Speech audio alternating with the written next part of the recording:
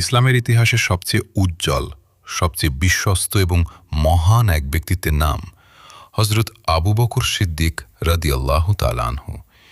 তিনি ছিলেন মুসলিম জাহানের প্রথম খলিফা, রাসূলুল্লাহ সাল্লাল্লাহু আলাইহি ওয়াসাল্লামের পরম বন্ধু এবং ইসলামের প্রথম আমিরুল মুমিনিন। আজ আমরা জানব ইসলামের এই মহান বীরের সংক্ষিপ্ত কিন্তু অনুপ্রেরণামূলক জীবন কাহিনী।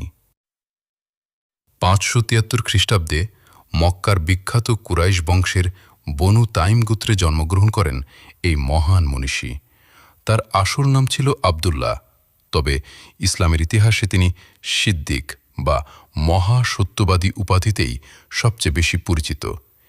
মিরাজের সেই অলৌকিক ঘটনার পর মক্কার কাফেররা যখন রাসূলুল্লাহ সাল্লাল্লাহু আলাইহি ওয়াসাল্লামের কথাকে মিথ্যা বলছিল, তখন আবু বকর রাদিয়াল্লাহু আনহু কোনো দ্বিধা ছাড়াই তা বিশ্বাস করেছিলেন। আর এই কারণেই প্রিয় নবী তাকে সিদ্দিক উপাধিতে ভূষিত করেন। হজরত আবু বকর রাদিয়াল্লাহু আনহু ছিলেন প্রাপ্তবয়স্ক স্বাধীন পুরুষদের মধ্যে সর্বপ্রথম ইসলাম গ্রহণকারী ব্যক্তি। তিনি শুধু নিজেই ইসলাম গ্রহণ করেননি, বরং তার দাওয়াতে হজরত উসমান, হজরত জুবায়ের এবং হজরত তালহার মতো বড় বড় সাহাবীরা ইসলামের ছায়া তুলে এসেছিলেন।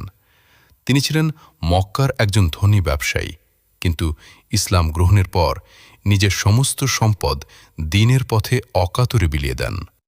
হজরত বিলাল রাদিয়াল্লাহু আনহু সহ বহু মাজলুম ক্রীতদাসকে নিজের অর্থ দিয়ে কিনে তিনি মুক্ত করে দিয়েছিলেন। মক্কা থেকে মদিনায় হিজরতের সেই কঠিন ও বিপজ্জনক মুহূর্তে তিনি ছিলেন রাসূলুল্লাহ সাল্লাল্লাহু আলাইহি ওয়াসাল্লামের একমাত্র বিশ্বস্ত সফরসঙ্গী। শওর পর্বতের অন্ধকার গুহায় কাফেরদের চোখ ফাঁকি দিয়ে তারা একসঙ্গে 3টি দিন কাটিয়েছিলেন।